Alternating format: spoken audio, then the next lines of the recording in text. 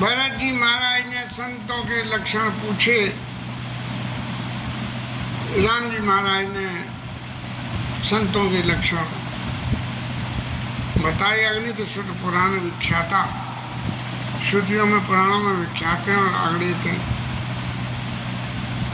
और फिर जितने भी गुण थे उनके बारे में पहले तो कुछ कह चुके हैं। अब ये जो विक्षेप कथा में कमजोरी के चक्कर में पैदा हुआ 3 दिन, ये तो बड़ा भारी पड़ गया। आज भगवान की दया से पुराने पैटर्न पे के सुबह उठ कर चाय पियेंगे और कुछ खाएंगे, फिर नाश्ता करेंगे और फिर नहाएंगे और फिर जो है नित्य नियम में बैठेंगे। तो लग तो ऐसा रहा है कि शायद 50% कमजोरी रह गई। अब देखें कैसे ये कथा आगे चल पाएगी कि नहीं, कैसे चलेगी ठाकुर जी के बारे में।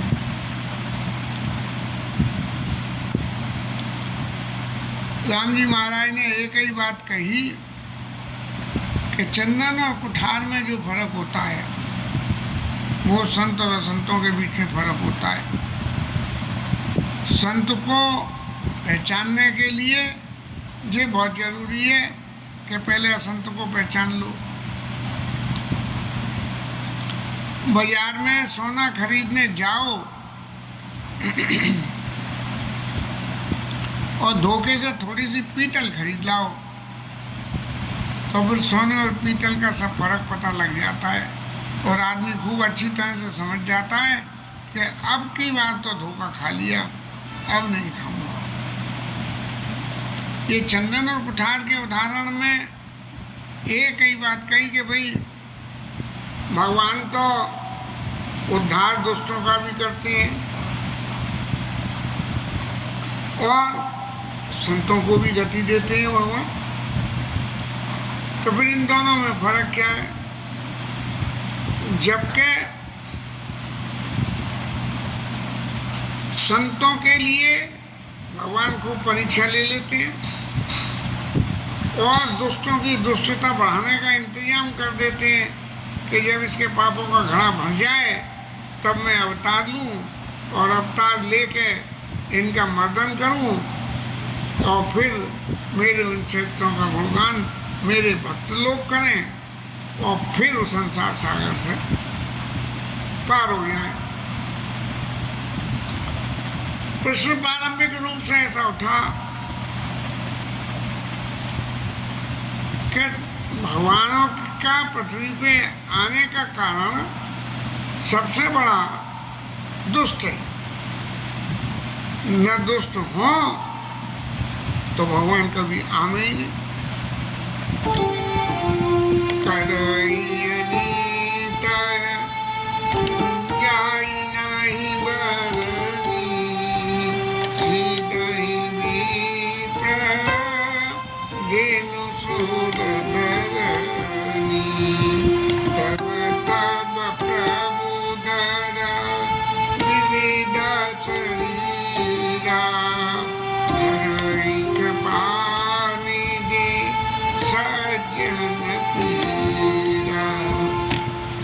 ऐसा तो स्वामी जी महाराज ने भी कहा और श्रुतियों में भी कहा। हमें तो कोई ज़्यादा कहीं ज्ञान है नहीं, इधर उधर से सुन के और दूसरे का माल चुरा के ठाकुर जी के सामने रख देते हैं कि महाराज इतनी हमने चोरी करी है। वास्तव में जब जब वही धर्म के हानि बाढ़ असर अधम अभिमानी तब तब प्रभुदर विविध शरीरा हरई कृपा निधि सज्जन पीरा असुर मार था पई सुन राकई निशित शेत और जग विस्तार विषय जस राम जन्म कर हेत। शंकर जी महाराज ने पार्वती मैया को समझाया। निश्चित रूप से पार्वती मैया के मन में आई होगी कि भाई जब राम जी सर्व सामर्थ्यवान है तो सारा काम एक जगह अपने एक ठिकाने बैठे बैठे ही कर सकते हैं, किसी दूसरे ठिकाने जाने की जरूरत नहीं है। तब क्या? तब उन्होंने कहा कि सोई जस गाय भगत भव तरई। भगवान के उस यश को गा के और भक्त लोग संसार सागर से तर जाएं। तो संतों के लिए तो भगवान आते हैं, लेकिन उससे पहले दुष्टों के लिए आते हैं। भागवत कथा में सुनते हैं कि महाराज गजग्राह की जो है लीला में भगवान जब हाथी ने अपना संपूर्ण बल इस्तेमाल करने के बाद मगर से नहीं बच पाया, तब नारायण को याद किया और भगवान घरों पर बैठ के आए और आते ही उन्होंने सबसे पहले मगर का गला काट दिया। अरे भाई, हाथी को बचाना था तो मगर का मुंह चौड़ा करके और हाथी का पैर निकाल देते और फिर मगर की गर्दन काट देते, लेकिन पहले मगर का उद्धार करा, तब जाके हाथी की जान बची। तो इस तरह से ध्यान जी महाराज कह रहे हैं कि जिम कुठार चंदन आचरनी और काटे परस मले सुन भाई निज गुण देई सुगंध बसाई। अपने गुण से संत जो है वो लोहे में भी सुगंध बसा देता है। और ताते सो शीशन चढ़त जग वल्लभ श्रीखंड अनल दाह पीटत घनई परस बदनीय दंड। लोहे को तपा के और फिर पीटा जाता है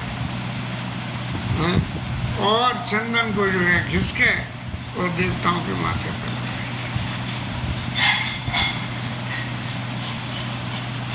अब राम जी महाराज को एक एक्सप्लेनेशन और देना पड़ा। बोले भरत जी महाराज, कहीं ऐसा तो नहीं है कि आप ऐसा समझ लो कि भगवान तो दुष्टों के लिए आते हैं। मैं व्यक्तिगत रूप से कुछ बातें जो अब इस उम्र में जाके पता लगी हैं, जीवन में सत्य का अनुसरण करते बीता है। महात्मा गांधी जी जन्म तिथि मेरी जन्म तिथि है, इसलिए शायद कोई इस महीने गुण आ गए। बचपन में उनकी आत्मकथा 3-4 बार पढ़ी और जीवन में बहुत कुछ सत्य के मार्ग से प्राप्त करने की कोशिश करी। अंत में सफल तो हुआ ही और भगवत कृपा भी मिल गई। कि ये नित्य कथा का परिणाम यही है कि जीवन में सन्मार्ग में चलने की जो आदत डालने का प्रयास किया, उससे जो है कोई गलत रास्ते नहीं जा पाए। तो प्रत्यक्ष रूप से ये इस दुनिया को चलाने का काम सदाचार है या दुराचार है? ये दुनिया को चलाने का काम दुराचार से। रावण महाराज ने उधम करा, कंस ने उधम करा,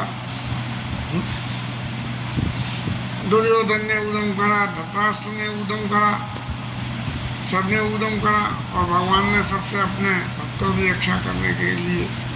तो संसार चला उन लोगों से, और ये लोग जब भगवान आ गए तब ये स्थापित हुए और भगवान ने उन सबको ठिकाने लगा दिया।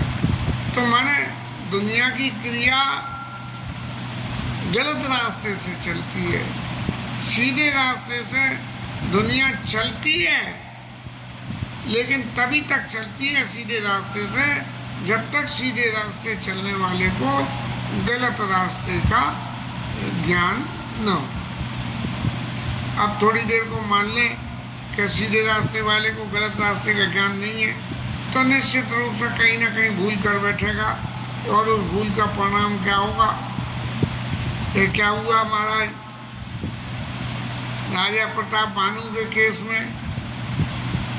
राजा प्रताप भानु यद्यपि ठीक है उनको श्राप लगा हुआ था, लेकिन यदि लीला की दृष्टि से देखें तो प्रताप भानु को ये थोड़ी मालूम था कि ये जो कपटी मुनि है ये मेरा सत्यानाश करके मुझे रावण बना देगा।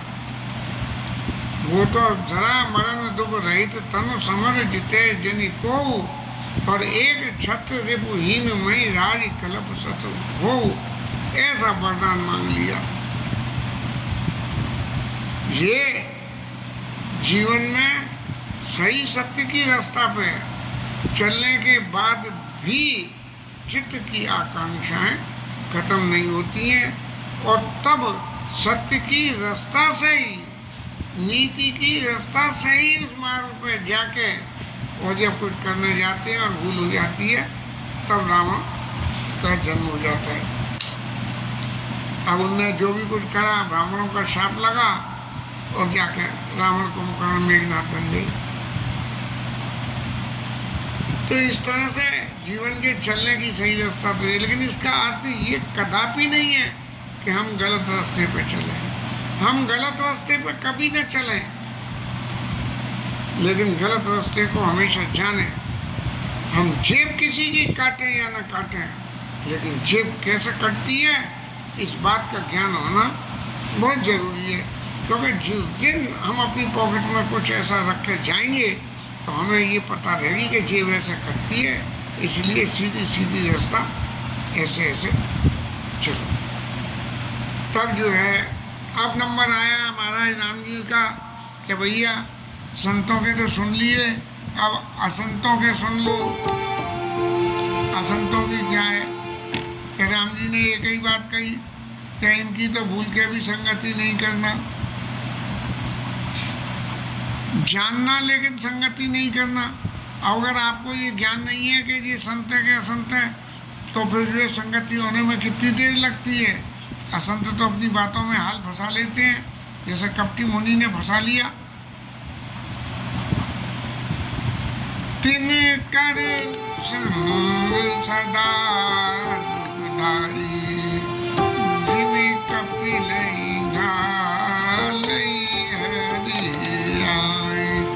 असंतों का संग हमेशा दुखदाई है। कैसे कि जैसे कपिला गाय को जो है ठल गाय, उनको संग में छोड़ दो तो बेकार है।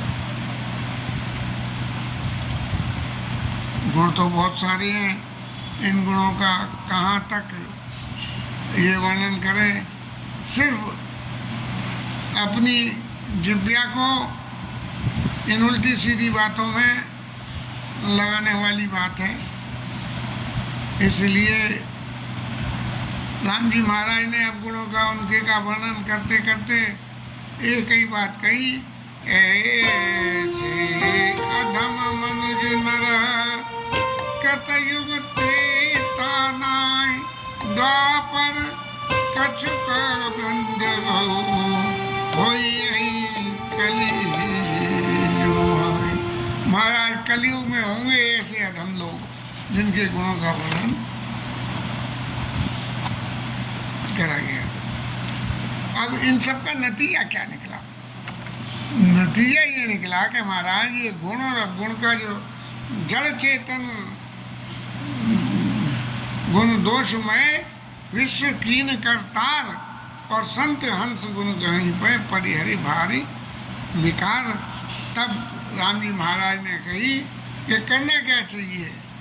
बोले पराई तसरीस धर्म नहीं बाई, पर पीड़ा सम नहीं दमाई। दूसरे को पीड़ा देने के, दूसरे का हित करने के बराबर कोई धर्म नहीं है। धर्म का सबसे बड़ा फल है कि किसी भी व्यक्ति के लिए हम जीवन में कुछ ऐसा रखें कि हम उसके किसी के लिए कुछ कर सकें। एक बचपन की बात आती है, शायद 10वीं क्लास में थे, घिया मंडी में ये अमल खेड़ा वाले महाराज जी के उपदेश लगे रहते थे कि जीवन में सुखी होने का सबसे आसान तरीका क्या किसी के लिए कुछ करने को तैयार और अपनी आवश्यकताओं कमती से कमती रखो। ऐसा मन में समझ के जीवन में आचरण करने का प्रयास किया और सारी जिंदगी ऐसे ही गुजर गई। चाहे जो कुछ भी हुआ फिर भी चित्त में संतोष बना रहा। तो लेकिन पर पीड़ा सम नहीं है तुम्हारी, किसी को तकलीफ देने के बराबर दूसरा खोटा काम और कोई पाप नहीं है। और ये मैं ही नहीं कह रहा हूँ, ये वेद पुराण सबका मत है। तो कहूँ तात जानई कोविद नर, जो चतुर है कोविद है, वो जो है इस बात को जानते हैं। और क्या है कि नर शरीर दर्जे पर पीड़ा, मनुष्य शरीर रखने के बाद जो दूसरे को तकलीफ है, करई देसाई महाभव भीड़ा, इस संसार में बड़ी बड़ी तकलीफ पाते हैं। और मनुष्य का तो स्वभाव है करई मोहवश नर अगनाना, और स्वार्थ रथ पर लोक रसाना, अपने स्वार्थ के लिए अपने परलोक को बिगाड़ देते हैं। और जो ऐसा करते हैं तो वो कौन है? दुष्ट। और मैं दुष्ट काल रूपती ना कहा में भ्राता, काल रूप तिनका में भ्राता, शुभ अरुव शुभ कर्म फल दाता। तो ये जीव जो कर्म करता है तो उस कर्म के चाहे शुभ कर्म हो चाहे अशुभ कर्म हो, मैं उनका उसे फल देता हूँ। अब बहुत से लोग तो ऐसा समझते हैं कि वही 4 शुभ कर्म करे और 2 अशुभ करे तो 4 में से गए 2 तो हमारे था तो पॉजिटिव 2 शुभ कर्म बच गए। ऐसा नहीं होता। शुभ कर्म का फल शुभ कर्म से लेना पड़ता है और अशुभ कर्म का फल अलग से लेना पड़ता है। इस तरह से जो है राम जी महाराज असविचार ये परम सयाने बजे मोई सत्य दुख जाने, ऐसा मान के कि मैं जो कुछ भी शुभ अशुभ कर्म करूँगा उसके फलों को निस्तारण के लिए मैं उनके सारे कर्मों के फल का निस्तारण कर सकता हूँ, ऐसा समझ के। और मेरा भजन ही मोही संसति तो जाने, मेरा भजन करते हैं संत।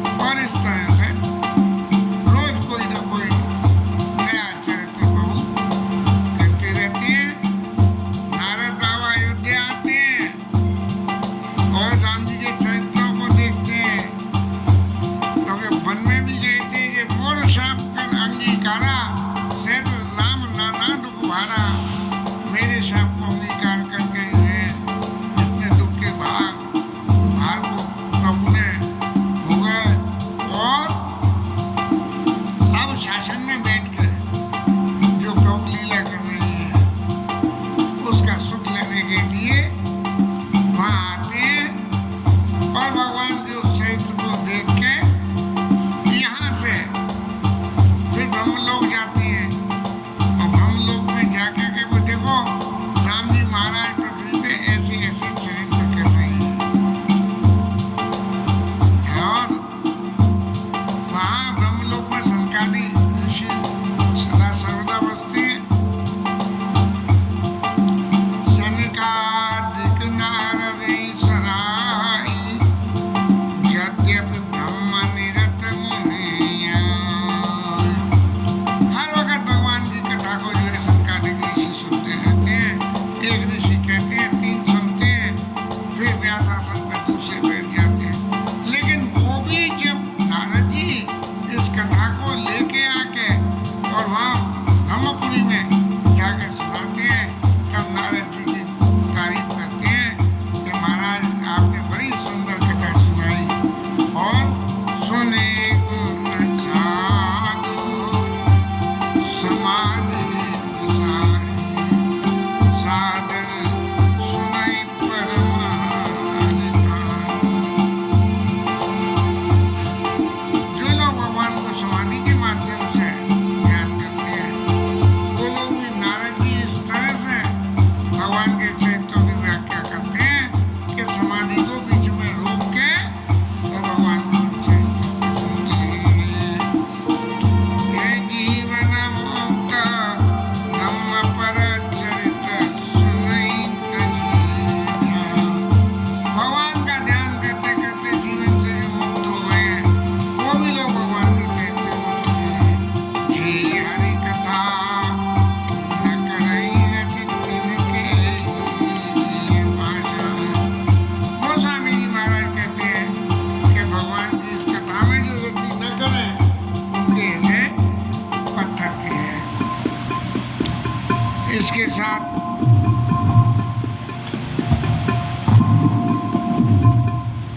ये कथा विश्राम